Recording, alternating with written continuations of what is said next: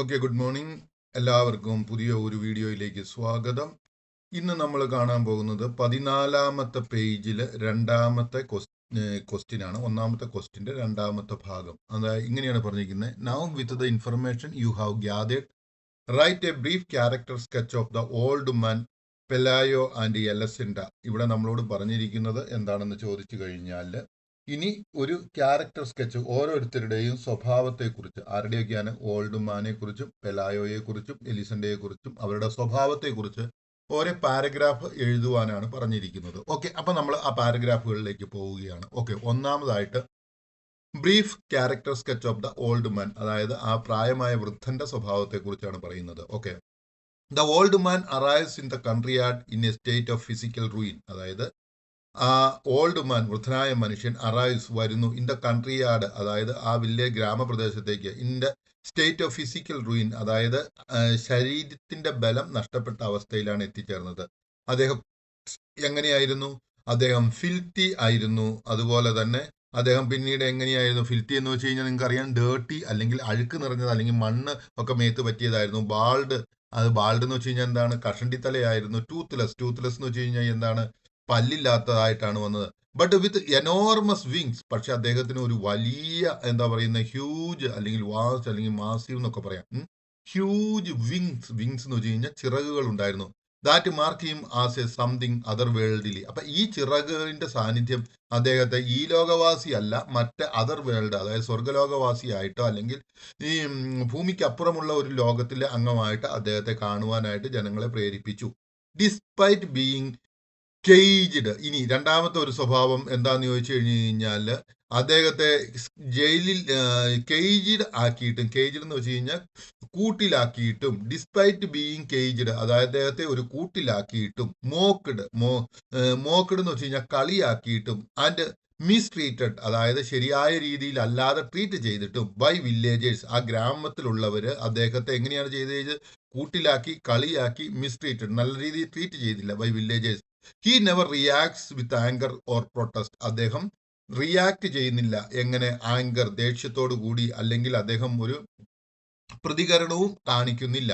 Enduring everything in silence. അദ്ദേഹം എന്താണ് ചെയ്യുന്നത്? എൻഡ്യൂറിങ് എന്ന് വെച്ച് കഴിഞ്ഞാൽ എന്താണ്? സഹിക്കുന്നു, അല്ലെങ്കിൽ അദ്ദേഹം അതിനെ സ്വീകരിച്ചുകൊണ്ട്, എവറിത്തിങ്, എല്ലാം, ഈ കളിയാക്കലും മോക്കിങ്ങും അതുപോലെ മിസ്ട്രീറ്റ്മെന്റും കേജിങ്ങും എല്ലാം ഇൻ സൈലൻസ്, നിശബ്ദനായിട്ട് അദ്ദേഹം സഹിച്ചുകൊണ്ട് പോവുകയായിരുന്നു. His odd language and passive behaviour deepen the mystery around him. His odd language, ഈ നമുക്കൊരു കാര്യം മനസ്സിലാവും. ഓഡ് എന്ന് വെച്ച് കഴിഞ്ഞ് കഴിഞ്ഞാൽ സ്ട്രേഞ്ച് എന്ന് പറയും, അതായത് ആർക്കും മനസ്സിലാക്കാൻ പറ്റാത്ത, അല്ലെങ്കിൽ അൺയൂഷ്വൽ എന്ന് പറയും, സാധാരണയല്ലാത്ത. ഓഡ് ലാംഗ്വേജ് എന്ന് വെച്ചാൽ ഭാഷ, അതായത് ആ നാട്ടുകാർക്ക് സാധാരണ അല്ലാത്ത, പരിചയമില്ലാത്ത ഭാഷ. ആൻഡ് പാസീവ് ബിഹേവിയർ എന്ന് വെച്ച് കഴിഞ്ഞ് കഴിഞ്ഞാൽ എന്താണ്? അദ്ദേഹത്തിന്റെ ആ ബിഹേവിയർ, സ്വഭാവം, മറ്റുള്ളവർ എന്ത് ചെയ്താലും എനിക്കൊരു പ്രശ്നവുമില്ല എന്നുള്ള രീതിയിലുള്ള ആ പാസീവ് ബിഹേവിയർ, സ്വഭാവം, ഡീപ്പൻസ്, കൂടുതലാക്കുന്നു. എന്താ? മിസ്റ്ററി, രഹസ്യം, അറൌണ്ട് ഹിം, അവന് ചുറ്റുമുള്ള രഹസ്യത്തെ അവനെ കൂടുതൽ രഹസ്യാത്മകത ഉള്ളവനാക്കി തീർത്തു. വൈൽ, ഈ സമയത്ത്, ഹി സർവൈവൽ ത്രൂ ഇൽനെസ്, അദ്ദേഹത്തിന്റെ സർവൈവൽ, അദ്ദേഹത്തിന്റെ നിലനിൽപ്പ്, അദ്ദേഹം അതിനെ അതിജീവനം, ഓക്കെ, സർവൈവൽ ത്രൂ ഇൽനെസ്, ഏതാണ്? രോഗത്തിൽ നിന്ന്. And neglect reveals his quiet resilience, അതുപോലെ തന്നെ ഇൽനെസ് ആൻഡ് നെഗ്ലക്ട്, അദ്ദേഹത്തിന്റെ ആ ബുദ്ധിമുട്ടുകളുടെ സമയത്തും ബാക്കിയുള്ളവര് എന്താണ്? അദ്ദേഹത്തെ ഉപേക്ഷിക്കുന്ന സമയത്തും എല്ലാം അദ്ദേഹം എന്ത് ചെയ്തു? അദ്ദേഹത്തിന്റെ റിവീൽസ്, അത് നമ്മളെ കാണിച്ചു തരുന്നു. ഹിസ് ക്വയറ്റ് റെലിസൻസ്, അദ്ദേഹം ഈ ഇങ്ങനെയുള്ള പ്രയാസ സാഹചര്യങ്ങളിലോട് എങ്ങനെയാണ് അഡ്ജസ്റ്റ് ചെയ്യുന്നതെന്ന് കാണിച്ചു തരുന്നു. To the villagers he become a spectacle, അദ്ദേഹം ഒരു കാഴ്ച വസ്തുവായി തീർന്നു. ആർക്ക്? ടു ദ വില്ലേജേഴ്സ്, ആ ഗ്രാമവാസികൾക്ക് അദ്ദേഹം ഒരു സ്പെക്ടക്കിൾ, ഇവിടെ സ്പെക്ടക്കിൾ എന്ന് വെച്ചാൽ കാഴ്ച വസ്തുവായി തീർന്നു. എ സോഴ്സ് ഓഫ് പ്രോഫിറ്റ്, ആ ഗ്രാമത്തിലെ ആ കുടുംബക്കാർക്ക് എന്താണ്? എ സോഴ്സ്, ഒരു മാർഗം, എന്തിനാണ്? പ്രോഫിറ്റ്, ലാഭത്തിന്. ആൻഡ് അമ്യൂസ്മെന്റ്, അദ്ദേഹം ഒരു രസിക്കുന്നതിന് വേണ്ടിയും അതിശയിക്കുന്നതിന് വേണ്ടിയുമുള്ള ഒരു വസ്തുവായി തീർന്നു.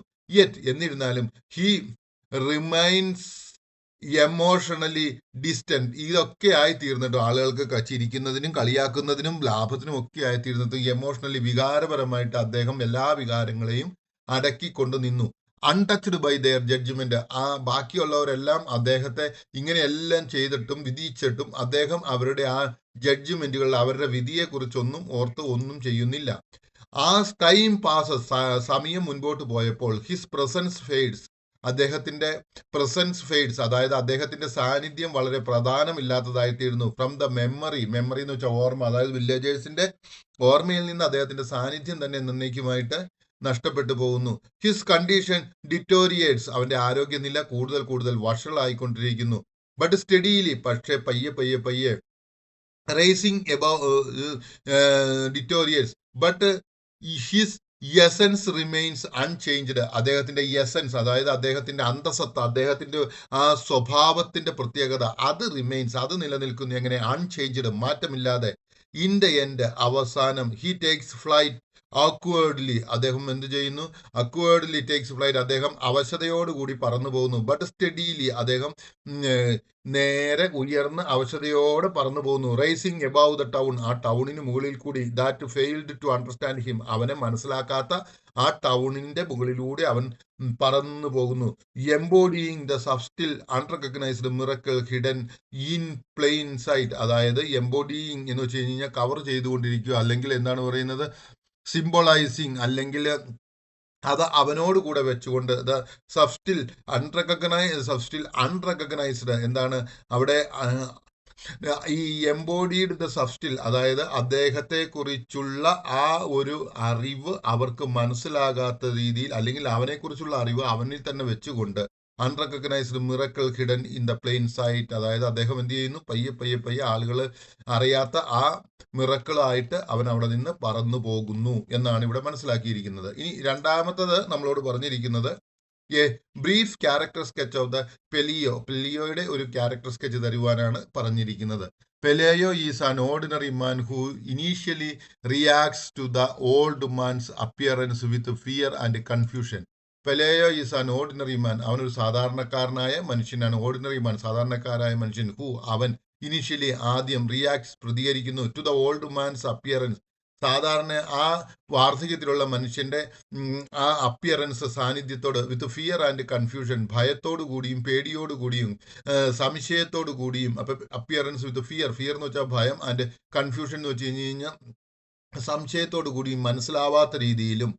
ആസ് എ ബെയിലീഫ്, അതായത് ഒരു കോടതിയിലെ ഉത്തരവുകൾ നടപ്പാക്കുന്ന ഒരു മനുഷ്യൻ എന്ന നിലയിൽ, he used to order and routine, അദ്ദേഹം എങ്ങനെയാണ്? എല്ലാ ദിവസവും ആജ്ഞകളോടും അതുപോലെ തന്നെ ജീവിതത്തിന്റെ ചര്യകളുമായിട്ട് അദ്ദേഹം വളരെ അടുത്ത ഒരു മനുഷ്യനായിരുന്നു. So the angel's presence challenges his sense of normalcy, അദ്ദേഹത്തിന്റെ ഈ ഏഞ്ചലിന്റെ ആ ഒരു പ്രസൻസ്, ഈ വാർദ്ധക്യത്തിലിരിക്കുന്ന മനുഷ്യൻ, അദ്ദേഹം ഏഞ്ചൽ എന്ന് പറയുന്നത് അദ്ദേഹത്തിന്റെ പ്രസൻസ്, സാന്നിധ്യം, ചലഞ്ചസ്, വെല്ലുവിളിയാകുന്നു. ഹിസ്, അവന്റെ സെൻസ് ഓഫ് നോർമൽസി, അദ്ദേഹത്തിന്റെ സാധാരണയുള്ള ജീവിതത്തിന് ഒരു ചലഞ്ച് ആയിത്തീരുന്നു, ഒരു വെല്ലുവിളി ആയിത്തീരുന്നു. He is practical and cautious, അദ്ദേഹം എങ്ങനെയാണ്? പ്രാക്ടിക്കൽ ആയിട്ടുള്ള ഒരു മനുഷ്യനാണ്. അതുപോലെ പ്രാക്ടിക്കൽ എന്ന് വെച്ച് കഴിഞ്ഞാൽ കാര്യങ്ങൾ സാധാരണ രീതിയിൽ നടത്തുന്നതിന് വേണ്ടിയിട്ടുള്ള മനുഷ്യനും, അതുപോലെ തന്നെ കോഷ്യസ്, വളരെ ശ്രദ്ധയുള്ളവനുമാണ്. ക്വിക്ക് ടു സീക്ക് ഹെൽപ്പ്, അദ്ദേഹം പെട്ടെന്ന് തന്നെ സഹായം നേടുന്ന മനുഷ്യനാണ്. And contain the situation by locking the angel in the chicken coop, അദ്ദേഹം എന്ത് ചെയ്യുന്നു? ആ സിറ്റുവേഷനെ മൊത്തത്തിൽ തന്റെ വരുതിയിൽ കൊണ്ടുവന്നത് എങ്ങനെയാണ്? കണ്ടെയ്ൻ, അദ്ദേഹം വരുതിയിൽ കൊണ്ടുവന്നു. ദ സിറ്റുവേഷൻ, ആ സാഹചര്യം, ബൈ ലോക്കിംഗ്, അവനെ പൂട്ടിക്കൊണ്ട്, ദ ഏഞ്ചലിനെ ഇൻ ദ ചിക്കൻ കൂപ്പ്, കോഴിക്കൂട്ടിൽ അടച്ചുകൊണ്ട് സാഹചര്യത്തെ അവൻ അവന്റെ വരുതിയിലാക്കി. ആസ് പബ്ലിക് ഇൻട്രസ്റ്റ്, അതായത് ജനത്തിന്റെ ആഗ്രഹം, ഇൻ ഏഞ്ചൽസ് ഗ്രോസ്, ജനങ്ങളിൽ, സാധാരണ ജനങ്ങളിൽ, അല്ലെങ്കിൽ ജനങ്ങൾക്ക് ആ ഏഞ്ചലിലുള്ള ഇൻട്രസ്റ്റ്, അഭികാമ്യം വളർന്നപ്പോൾ, പേലോ ബിക്കം ഇൻക്രീസിംഗ്ലി ഓപ്പർച്യൂണിസ്റ്റിക്, പേലോ എന്തായിത്തീരുന്നു? ആ അവസരം മുതലെടുക്കുന്ന ഒരു വ്യക്തിയായി തീർന്നു. ഇൻക്രീസിംഗ്ലി, കൂടുതൽ ഓപ്പർച്യൂണിസ്റ്റിക്, അവസരം മുതലെടുക്കുന്നവനായി തീരുന്നു. ടേണിംഗ് ദ മിസ്റ്റീരിയസ് ഫിഗർ, ആ മിസ്റ്റീരിയസ് ഫിഗറിനെ എന്ത് ചെയ്യുന്നു? മിസ്റ്റീരിയസ് എന്ന് വെച്ച് കഴിഞ്ഞാൽ ആ രഹസ്യാത്മകം നിറഞ്ഞ ആ ഫിഗറിനെ എന്ത് ചെയ്യുന്നു? Into A source of profit, അവനെ എന്ത് ചെയ്തു? എ സോഴ്സ്, ഒരു മാർഗം, ഓഫ് പ്രോഫിറ്റ്, ഒരു ലാഭം ലഭിക്കുന്നതിനുള്ള ഒരു മാർഗമാക്കി എടുത്തു. He is not overly cruel, അദ്ദേഹം ഒരു ക്രൂവൽ ആയിട്ടുള്ള മനുഷ്യനല്ല, അതായത് അദ്ദേഹം വളരെയധികം ഒരു ഓവർലി, വളരെയധികം ക്രൂവൽ അല്ല. But his decision reflects A lack of empathy, പക്ഷേ ഹിസ് പക്ഷേ അവന്റെ ഡിസിഷൻസ് തീരുമാനങ്ങൾ റിഫ്ലക്ട്സ് കാണിക്കുന്നു എ ലാക്ക് ഓഫ് എമ്പതി, ഒരു ദയയുടെ കുറവ് കാണിക്കുന്നു. പ്രയോറിറ്റൈസിങ്, അതായത് മുഖ്യമായിട്ട് കൊടുക്കുന്നത് കംഫോർട്ട് ആൻഡ് വെൽത്ത്, അതായത് സുഖവും സമ്പത്തുമാണ്. ഓവർ കമ്പാഷൻ, ദയയ്ക്ക് മുകളിൽ അദ്ദേഹം കൂടുതൽ പ്രാധാന്യം കൊടുക്കുന്നത് എന്തിനു വേണ്ടിയിട്ടാണ്? സുഖത്തിന് വേണ്ടിയിട്ടും ധനത്തിന് വേണ്ടിയിട്ടുമാണ്. ഓവർ ടൈം, സമയം മുൻപോട്ട് പോയപ്പോൾ ഹി ബിക്കം എമോഷണലി ഡിസ്റ്റന്റ്, അദ്ദേഹം എമോഷണലി, അതായത് വൈകാരികമായിട്ട് ഡിസ്റ്റന്റ്, അകന്നു പോകുന്നു. ഫ്രം ദ ഏഞ്ചലിൽ നിന്ന് അകന്നു പോകുന്നു. And adapt to the absurdity of situation, അതായത് അതിനുശേഷം അദ്ദേഹം എന്താ ചെയ്യുന്നത്? അഡാപ്റ്റ്, അതായത് ഒത്തുപോകുന്നു. അബ്സർഡിറ്റി, അതായത് ഒരു ലോജിക്കൽ ഇല്ലായ്മ അല്ലെങ്കിൽ റാഷണാലിറ്റി ഇല്ലായ്മ. ഈ അബ്സർഡിറ്റി എന്ന് വെച്ച് കഴിഞ്ഞാൽ അത് വ്യക്തതയില്ലായ്മ, കാര്യഗ്രഹണത്തിന് സാധ്യം അല്ലാത്തുള്ള ആ ഒരു സിറ്റുവേഷൻ, ആ ഒരു രീതിക്ക്. He rises in social status, അദ്ദേഹം സോഷ്യൽ സ്റ്റാറ്റസിൽ, അതായത് സാമൂഹ്യത്തിന്റെ ഇതിലേക്ക് ഉയരുന്നു. സിംബളൈസസ് ദ ഈസ്, അദ്ദേഹം സിംബളൈസ് ചെയ്യുന്നു. With which wonder can turn in two commerce, അദ്ദേഹം ആ ഒരു വണ്ടറിനെ, അതിശയത്തെ എന്തായിരുന്നു? ബിസിനസ്സിലേക്ക്, കച്ചവടത്തിലേക്ക് ടേൺ ചെയ്തു. പെലിയോസ് ക്യാരക്ടർ അൾട്ടിമേറ്റ്ലി, പെലിയോയുടെ സ്വഭാവം അൾട്ടിമേറ്റ്ലി, മുഖ്യമായിട്ടും എന്നുള്ള അർത്ഥത്തിലാണ്. ഫൈനലി, മുഖ്യമായിട്ടും അവസാനമായിട്ട് റിഫ്ലക്സ് എന്ന് വെച്ചാൽ കാണിച്ചു തരുന്നു ദ ഹ്യൂമൻ ടെൻഡൻസി, മനുഷ്യന്റെ സ്വഭാവം. ടു ഡൊമസ്റ്റിക്കേറ്റ്, അതായത് മെരുക്കിയെടുക്കുക, അല്ലെങ്കിൽ ടേം ചെയ്യുക, അല്ലെങ്കിൽ കൺട്രോൾ ചെയ്യുക. എന്താണ്?